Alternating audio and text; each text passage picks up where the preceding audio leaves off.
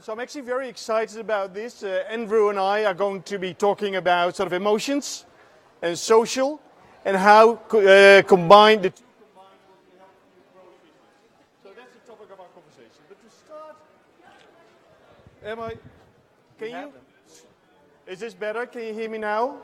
This is better, right? Should I check mine? All right, so for those that haven't heard it, we'll be talking about social, we'll be talking about emotions, and how by fitting the two together can help you grow your brands. But first, listen, we don't wake up in the morning to think about we're going to buy stuff, right? Close that door? Can we maybe close the door in the back to make it a little close and warm and emotional? So we don't wake up in the morning to buy stuff. We wake up in the morning to either be a better father, to enjoy, to relax, to have fun. These are sort of real true emotional drivers. That's what drives the growth of brands. So it's hard to ask people what they're really looking for, because what they think they are, their real self, may not be the same as their aspirational self, right? So it's hard to it's hard to really understand what drives people in the growth of the brands. Products have to touch on that real self, what people really need and the real benefits, whereas in communications you need to touch on that projected self. So we've found in working with our clients for over 30 years in this field of emotions that to truly understand what drives business growth and what drives people to buy products are deeper motivations and deeper emotions.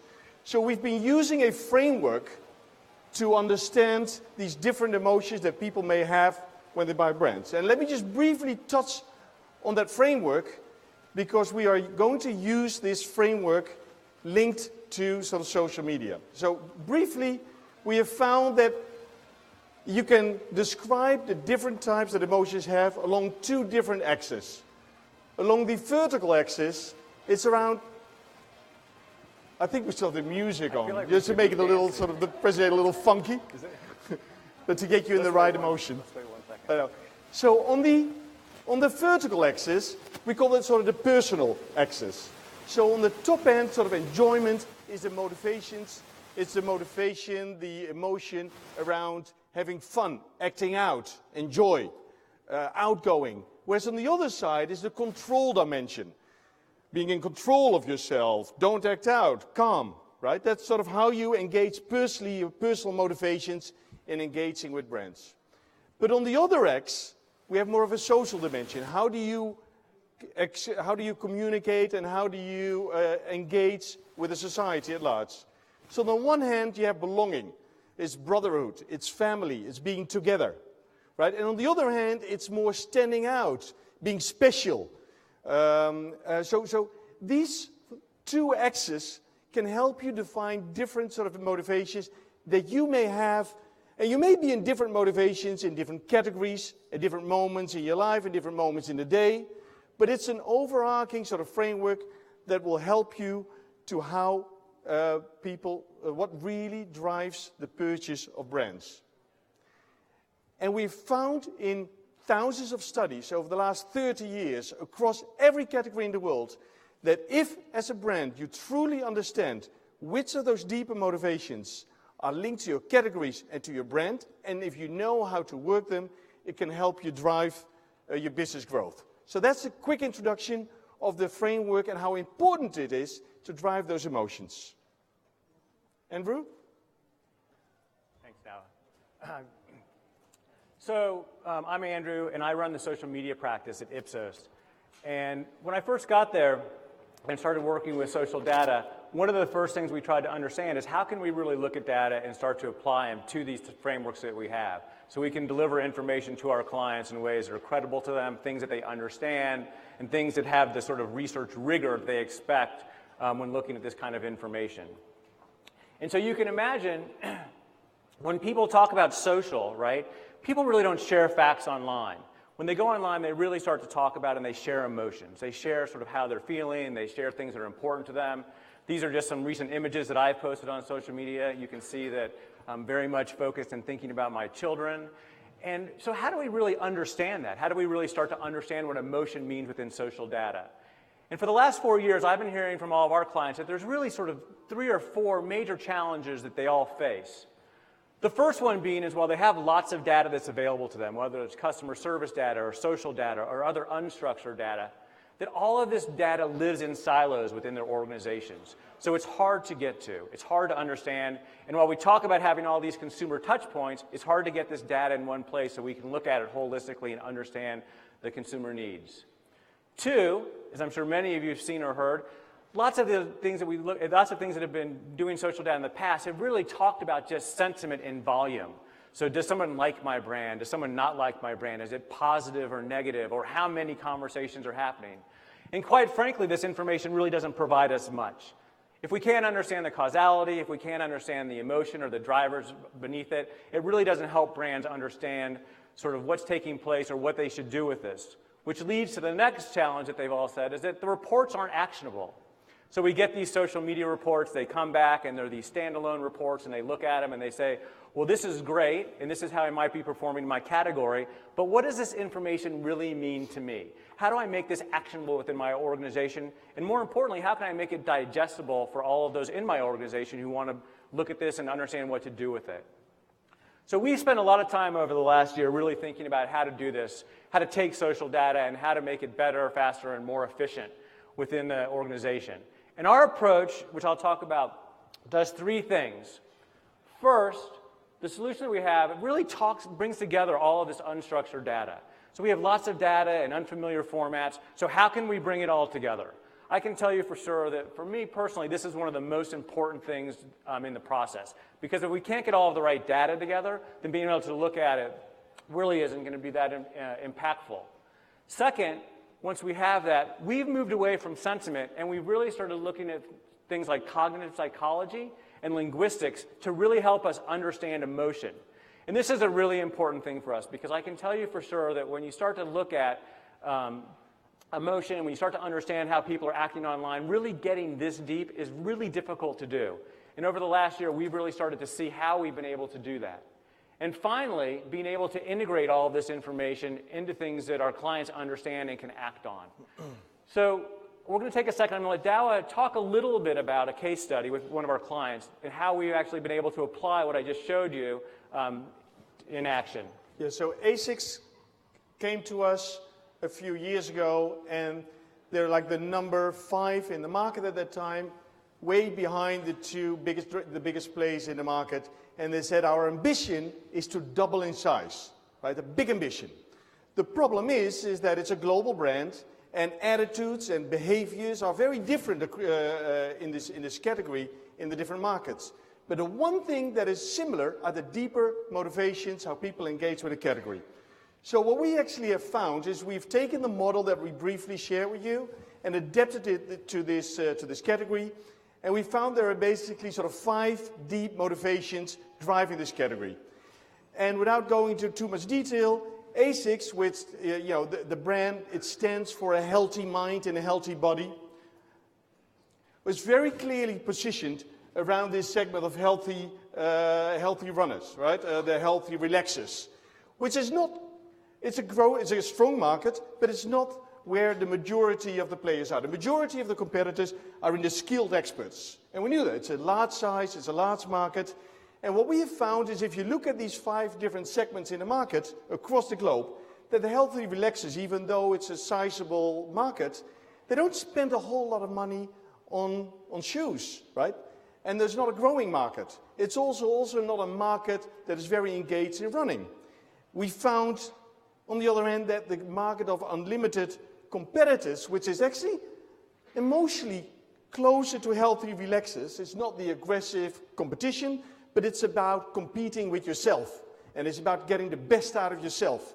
It's a different emotions, but we found that it's a fast growing segment. People are willing to pay significantly more money on gear, especially on shoes, and they're really engaged in running. So this is what we told them, so you probably want to move your communication and your positioning through that element, which is a little separate from your competition, but it's a clear growth market. And let me just show you how they have activated this research. So this is the advertising before they did the study.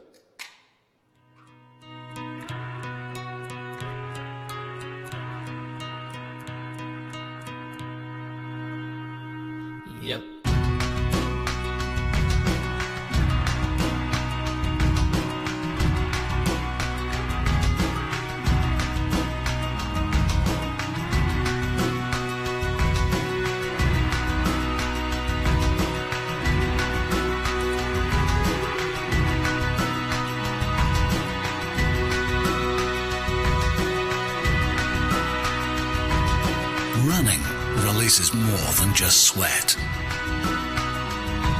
Asics. Sound mind, sound body. It is let it go, relax, letting all the stress go when you run. It's the healthy relaxation. Now, let's look at what they've now positioned themselves in a completely different area and see the difference, how it's different from the previous advertising.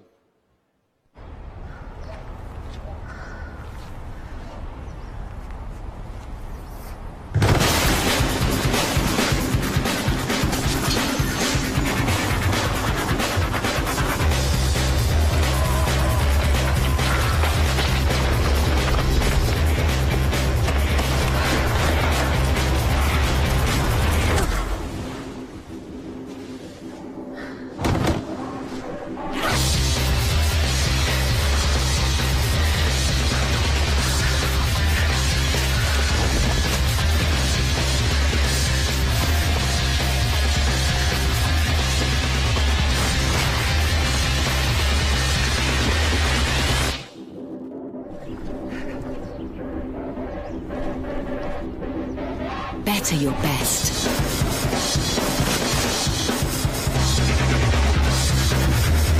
Asics.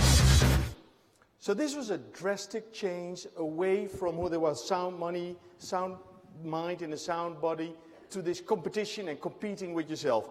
And clearly it worked. Not only did the brand equity increase about 40%, if you look at the value sort of back in 2011 to now, they doubled the value of the company. So this is clearly being an incredibly successful repositioning based on truly understanding what are the global growth drivers, the deeper motivational growth drivers for the category. Great. So this past year, we wanted to go back and look at how we can use Censydiam and how we can use it again, but deliver it with social data this time. And this was a very interesting thing for us because as Dow and I sat in New York last year looking at technologies and technology providers who were coming in and showing us what we could do in the future, it was really compelling for us. It became very exciting to see that we could really start to use emotion, that we could start to create our own frames with our own proprietary gems or comments against each frame and really start to understand this. So we went back and we looked at what was done in 2012, and as you can see, as Dawa talked about this move from healthy runners to these unlimited competitors, and we started to look at that same information that we had, the same information that we had collected, and then started to put it into the machine, started to put it into our technology, started to build libraries so we could go out and see if we were to run the same study in 2000 and 2014 with the social data that was there, what would it tell us? Would it support our findings? Would it be something that would make sense for us? And sure enough, when we did this, we found that after looking hundreds of thousands of relevant mentions, that we were able to see that yes, in fact, that what we had talked about with our traditional study was in fact where the social data and the social conversations that were happening today is taking place. Now, when you think about this, and you think about sort of the sentiment and the things that people have been doing in the past, or you think about people who are just talking today around the whole idea of putting information into models, this is incredibly different. Right? This is now going in and looking at very sophisticated emotions, very sophisticated emotional drivers that are specific to a single brand and a single category. And we were able to do this here at Asics with over 250,000 mentions in just a matter of hours, and we were able to do this with 90% accuracy. Now, keep in mind, this 90% agreement is being done from what we found with the technology and what we've been done with the humans in our Censydiam Institute in Belgium. But more importantly, even when you do human to human, you're not going to get 100%. So the numbers and the information that we've been able to provide are really incredible. Now, this is just a start, and we're in the midst of doing a handful of really important pilots, a number of our key clients. But just imagine what this means for us. Yeah, the power, and for me, imagine the power that you have if you can use the social media and link it to not a generic set of motivations, but category and brand specific, deep motivations that really drive your brand growth.